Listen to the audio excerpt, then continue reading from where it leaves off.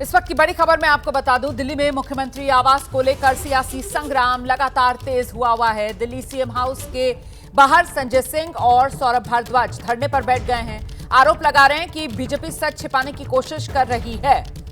10 minute के लिए हम धरने पर बैठे हुए हैं, ये संजय सिंह की तरफ से मीडिया को बताया गया। उनकी तरफ से कहा गया कि इस मुख्यमंत्री आवास को लेकर बीजेपी ने दुष्प्रचार किया है। सोने का टॉयलेट है बंगले के अंदर, स्विमिंग पूल है बंगले के अंदर, मिनी बार है बंगले के अंदर। हम सच सामने लाना चाहते हैं। अगर बीजेपी सच बोल रही है इन तमाम आरोपों को लेकर, तो बंगले के दरवाजे खोलें और दिखाएं कहां है स्विमिंग पूल, कहां है सोने का टॉयलेट, कहां है मिनी बार। 10 मिनट का अल्टीमेटम जो दिया गया है संजय सिंह और सौरभ भारद्वाज की तरफ से, वहीं बैठे हुए हैं दोनों। पहले पुलिस के साथ बहस की कि आखिरकार किस नियम के तहत उनको रोका जा रहा है, भीतर नहीं जाने दिया जा रहा है। सौरभ भारद्वाज की तरफ से यहां तक कहा गया कि मैं तो मंत्री हूं, मंत्री तो निरीक्षण कर सकता है किसी भी पल आकर बंगले का, तो मुझे जाने दिया जाए, सरकारी बंगला है ये, लेकिन उनको भीतर नहीं जाने दिया गया है। हम सीधे आपको लेकर चलते हैं। हमारे साथ हमारे दो सहयोगी बलराम पांडे, दीपक रावत, दोनों मौके पर ही मौजूद हैं। दीपक का रुख कर लेते हैं और जरा जानते हैं दीपक से। दीपक, बस 2 मिनट और रह गए, मियाद खत्म होने वाली है। वो 10 मिनट वाली मियाद कह रहे थे 11:23 पर बैठे हैं, 11:33 तक इंतजार करेंगे। अभी क्या डेवलपमेंट है वहां पर दीपक? बिल्कुल रोमाना, अभी भी संजय सिंह और सौरभ भारद्वाज बैठे हुए हैं, वेट कर रहे हैं। 10 मिनट पूरे होते ही वो यहाँ से चले जाएंगे। हालांकि इस बीच उन्होंने अधिकारियों से दोबारा पूछा कि क्या उनको क्या अनुमति मिली है, अंदर वो जा सकते हैं कि नहीं जा सकते हैं, जो चीज़ वो दिखाना चाहते हैं वो दिखा सकते हैं, नहीं दिखा सकते हैं। तो ये तस्वीर मैं आपको लगातार दिखा रहा हूँ। संजय जी क्या अनुमति? कोई अनुमति नहीं दे रहे हैं, लोग जाने नहीं दे रहे हैं। क्या करें? का आवास नहीं देखने दे रहे हैं। भाजपा का झूठ उजागर हो रहा है। ये फिलहाल दोनों लोग उठते हुए इस वक्त तस्वीर आप देख रहे हैं कि सौरभ भारद्वाज, सौरभ जी क्या हुआ? सौरभ भारद्वाज, आपने 10 मिनट का टाइम दिया था। चाबी दे, चाबी छिपा के क्यों भाग रही है? अभी मांगी तो जा रही है। ये पुलिस के अधिकारी जो यहाँ पे खड़े हैं, आप इनसे कहा जा रहा है, आपकी बातचीत हुई है पुलिस वालों से, क्या बोला गया है?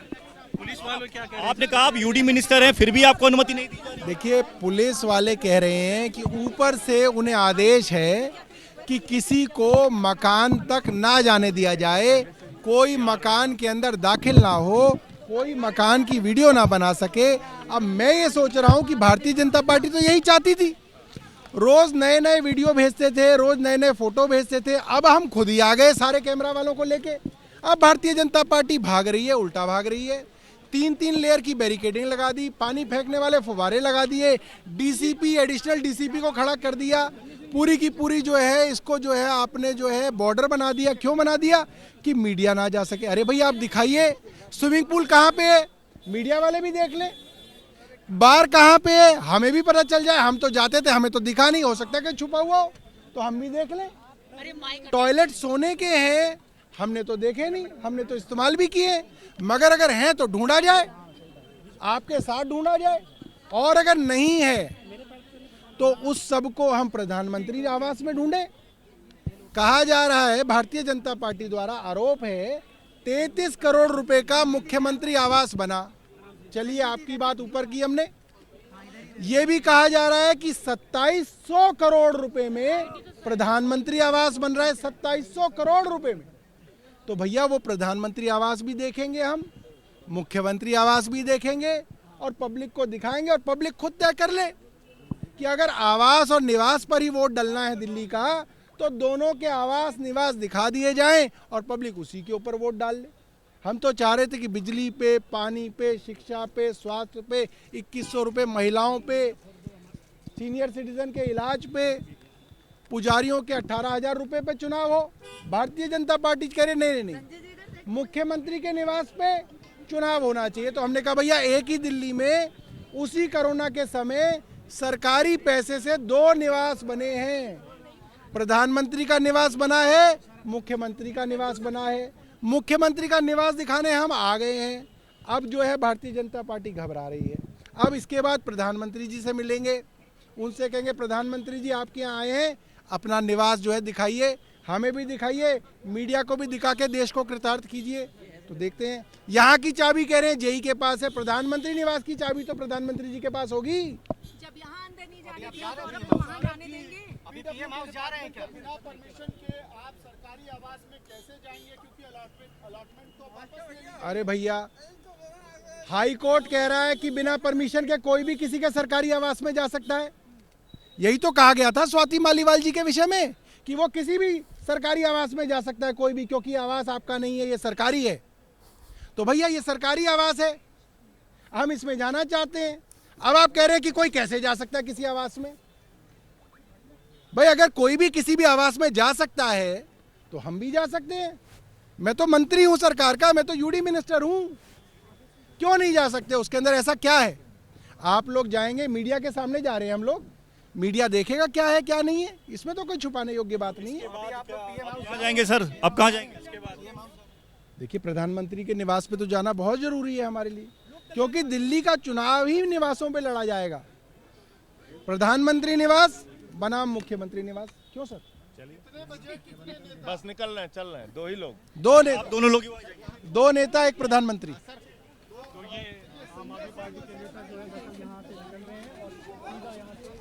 तो दिल्ली में जिस मुख्यमंत्री आवास को लेकर बीजेपी लगातार आम आदमी पार्टी पर हमलावर है, ये तस्वीरों में आप देख रहे हैं, दो तरफ जो पोस्टर्स हैं वो शीश महल के नाम पर आम आदमी पार्टी पर जोरदार प्रहार करते हुए सियासी तौर पर बीजेपी के पोस्टर्स आप देख रहे हैं। आज उसी सीएम आवास के बाहर पहुंचे संजय सिंह, सौरभ भारद्वाज, और दोनों ने कहा कि बीजेपी झूठ बोल रही है। स्विमिंग पूल, सोने का टॉयलेट, मिनी बार इस सीएम आवास में कहां है? दरवाजे खोले इस बंगले के और अंदर दिखाए मीडिया वालों को। ये सिर्फ और सिर्फ बीजेपी की तरफ से दुष्प्रचार किया जा रहा है, लेकिन बंगले के दरवाजे तो खुले नहीं, और इसको लेकर अब आम आदमी पार्टी जो है वो आक्रामक हो गई है। हमारे सहयोगी दीपक रावत वही मौके पर मौजूद हैं। दीपक, आपने सवाल पूछा कि अब क्या करेंगे, और सौरभ भारद्वाज संजय सिंह की तरफ से कह दिया गया कि प्रधानमंत्री के आवास पर जाएंगे। क्या है आम आदमी पार्टी की आगे की तैयारी? दीपक।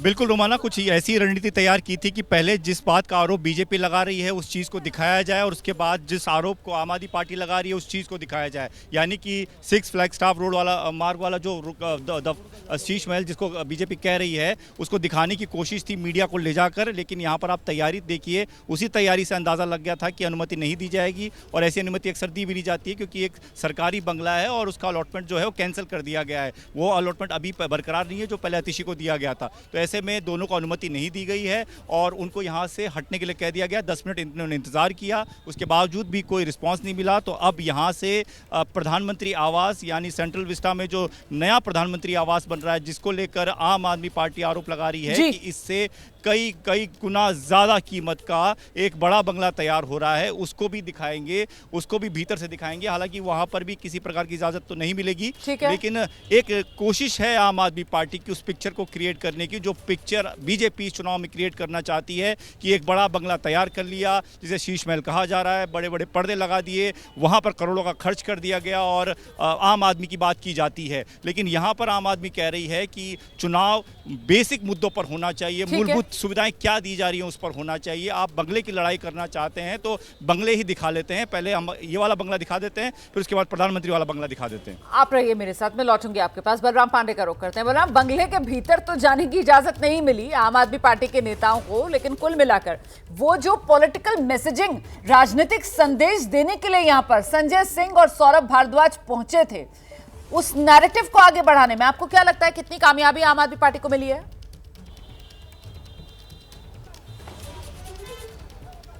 बिल्कुल, देखिए जिस तरीके से इस शीश महल को लेकर के बीजेपी आम आदमी पार्टी पर निशाना साध रही थी और लगातार अरविंद केजरीवाल और आतिशी को घेर रही थी, अब उस पर पलटवार करते हुए आम आदमी पार्टी नजर आ रही है। क्योंकि आम आदमी पार्टी के लिए अब ये कहने को हो गया है कि हम तो गए थे शीश महल दिखाने के लिए और ये बताने के लिए कि कहां पर सोने की सीट लगी हुई है टॉयलेट की, कहां पर लाखों के पर्दे लगे हुए हैं, कहां पर मिनी बार बनाया गया है, कहां पर स्विमिंग पूल है, ये दिखाया जाए, और मीडिया को साथ में लेकर के गए हैं। लेकिन जिस तरीके से पुलिस ने उन्हें रोका, वो यहाँ पर 10 मिनट तक बैठे और उसके बाद अब वो पीएम आवास के लिए जा रहे हैं और कह रहे हैं कि अगर मुख्यमंत्री का बंगला दिखाया जा रहा है तो प्रधानमंत्री का भी बंगला दिखाया जाए और दिल्ली की जनता तय करे कि सीएम वो पीएम हाउस पर वोट करना है। तो यानी कुल मिला के अब दिल्ली के अंदर सियासत तेज हो गई है और जिस तरीके से सीएम हाउस को लेकर के सियासत हो रही है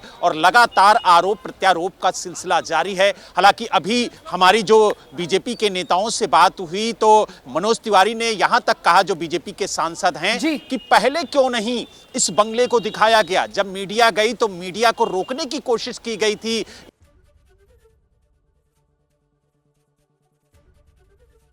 एबीपी गंगा, खबर आपकी, जुबान आपकी।